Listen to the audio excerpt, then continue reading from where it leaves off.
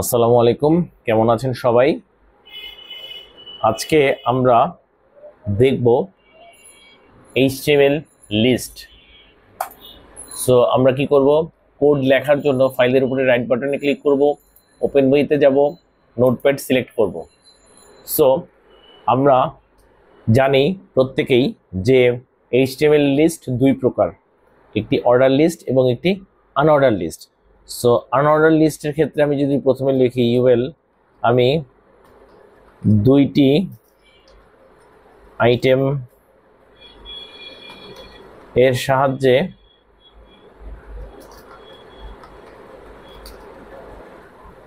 কাজ করি, pen pencil.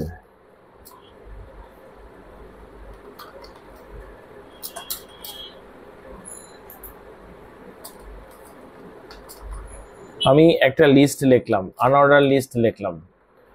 যেই আনঅর্ডার লিস্টে আইটেম আছে দুইটা, একটা হচ্ছে পেন আর একটা হচ্ছে পেন্সিল। এবং দেখেন এখানে আনঅর্ডার লিস্টে আমি কিন্তু কোনো ধরনের টাইপ অ্যাট্রিবিউট ব্যবহার করি নাই। উইদাউট এনি টাইপ অ্যাট্রিবিউট আমি লিস্টটা লিখলাম। এখন আমরা কি করব, ফাইলে ক্লিক করব, ফাইলটা সেভ করব, দেন আমরা কি করব, আমরা আউটপুট যাচাই করে দেখব। সো দেখেন আমাদের কি দেখাচ্ছে, পেন পেন্সিল অ্যাজ এক্সপেক্টেড। এখানে আনঅর্ডার লিস্টের ডিফল্ট টাইপ অ্যাট্রিবিউটের ভ্যালু আমরা জানি ডিস্ক। সো ডিস্ক এর যে সিম্বল, ডিস্ক টাইপের যে সিম্বল, সেই সিম্বলই আমাকে আউটপুট দেখাচ্ছে। আমি যদি কোডিং এর মধ্যে টাইপ সমান সমান ডিস্ক লিখি, ইনভার্টেড কমার মধ্যে ডিআইএসসি, ফাইল যদি সেভ করি, রান করি, সেম আউটপুট আমাকে দেখাবে। টাইপ সমান সমান ডিস্ক লেখা আর না লেখা সেম কথা। এখন আমরা যদি এই ডিস্কের জায়গায় আমরা জানি কি কি টাইপ অ্যাট্রিবিউটের ভ্যালু হতে পারে আনঅর্ডার লিস্টের ক্ষেত্রে। একটা হচ্ছে সার্কেল, টাইপ সমান সার্কেল লিখি, ফাইল সেভ করি, রান করি, আইকন চেঞ্জ হয়ে সার্কেল ওয়াইজ দেখাচ্ছে। আমি যদি আবার স্কোয়ার লিখি, ফাইল যদি সেভ করি, রান করি, স্কোয়ার শেপে দেখাচ্ছে। আমি যদি টাইপের মধ্যে নান লিখি, ফাইল সেভ করি, আউটপুট দেখি নান অথবা কোনো ধরনের সিম্বলই এখন আর দেখাচ্ছে না। সো এই চারটি আনঅর্ডার লিস্টের, এই চারভাবে আনঅর্ডার লিস্টকে প্রকাশ করা যায় ওয়েব পেজে। ঠিক আছে স্যার? আচ্ছা, এবার আসেন অর্ডার লিস্ট। আমি সেম লিস্টে এবার কি করে দিলাম, আনঅর্ডার লিস্ট থেকে অর্ডার লিস্টে কনভার্সন করলাম। শুধুমাত্র ইউএল এর জায়গায় ওএল লিখে দিছি, আর বাদ বাকি সবকিছু একই। ফাইল সেভ করলাম, রান করলাম। দেখেন তো রান করলে আপনারা বলেন তো আউটপুট কিভাবে আসবে? 1-এ আসবে পেন্সিল, 1-এ আসবে পেন, 2-তে আসবে পেন্সিল, অ্যাজ এক্সপেক্টেড। ঠিক আছে? সো আমি যদি আবার ওই ওএল এর মধ্যে টাইপ সমান সমান 1 লিখি, টাইপ সমান সমান 1 লিখে সেভ করি, রান করি, কি হবে? সেম আসবে। সো তা থেকে আমি বুঝতে পারতেছি টাইপ সমান সমান 1 লেখা যেই কথা, টাইপ সমান সমান 1 না লেখা সেম কথা, কারণ অর্ডার লিস্টের টাইপ অ্যাট্রিবিউটের ডিফল্ট ভ্যালু হচ্ছে 1। Okay fine. এবার অর্ডার লিস্টের ক্ষেত্রে টাইপ অ্যাট্রিবিউটের আর কি কি ভ্যালু হইতে পারে? ক্যাপিটাল লেটারে হইতে পারে, লিখলাম, সেভ করলাম, রান করলাম, ক্যাপিটাল লেটার এবি। স্মল লেটারে হইতে পারে, সেভ করলাম, রান করলাম, স্মল লেটারের এবি।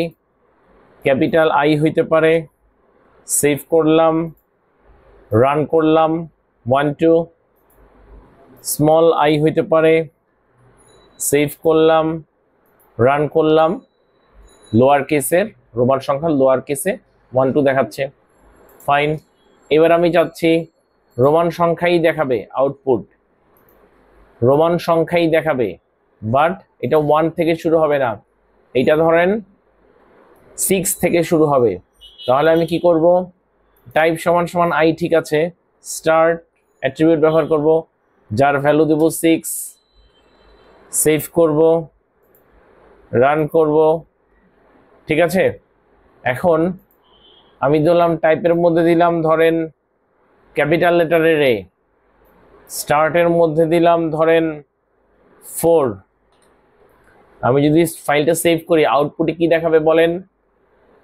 ক্যাপিটাল লেটার বা আপার কেসের 4 নাম্বার যে alphabet A B C D, capital letter D দিয়ে আমার হচ্ছে এই লিস্ট আইটেমটা শুরু হবে। ডিতে দেখাবে পেন এবং ইতে দেখাবে পেন্সিল। দেখি আউটপুট ঠিকঠাক আসে কিনা। রান করলাম, ডিই সেম ভাবে দেখাচ্ছে। এখন আপনারা যদি এই স্টার্ট ঘরের মধ্যে আপনারা 4 না লিখে যদি ডি লিখে দেন তাহলে এই কাজ করবে? কাজ করবে না। আমরা একটু দেখি প্র্যাকটিক্যালি। ফাইল যদি সেভ করি, রান করি, কোথা থেকে শুরু হয়েছে? এ থেকে শুরু হয়েছে। কেন এ থেকে শুরু হয়েছে? কারণ স্টার্ট অ্যাট্রিবিউটের মধ্যে আমরা জানি সবসময় নিউমেরিক ভ্যালু বসবে। আপনি যখনই নন নিউমেরিক কোনো ভ্যালু লিখছেন তখনই এই অ্যাট্রিবিউটটা ডিজেবল হয়ে গেছে বা এই অ্যাট্রিবিউটটা তখন আর অকার্যকর হয়ে গেছে। সো যখনই অকার্যকর হয়ে গেছে তখনই এই লিস্ট আইটেমটা একদম প্রথম যেই আইটেমটা থাকে বা যেখান থেকে টাইপটা স্টার্ট হয় ক্যাপিটাল এ, ওইখান থেকেই স্টার্ট হয়েছে। সো আপনারা সবসময় খেয়াল রাখবেন স্টার্ট অ্যাট্রিবিউটের মধ্যে, অর্ডার লিস্টের ক্ষেত্রে স্টার্ট অ্যাট্রিবিউটের মধ্যে আপনার যেই ভ্যালুটা বসে সেটা সবসময় নাম্বার হয়, যে কোনো ধরনের নাম্বার হয়। ঠিক আছে স্যার? ওকে। সো এই তো আমাদের অর্ডার লিস্ট। সো আশা করি অর্ডার লিস্টের মধ্যে বা আনঅর্ডার লিস্টের মধ্যে কারো কোনো প্রবলেম নেই। সো পরবর্তী ক্লাস দেখার আমন্ত্রণ জানিয়ে আজকের ক্লাস এখানেই শেষ করতেছি। আল্লাহ হাফিজ।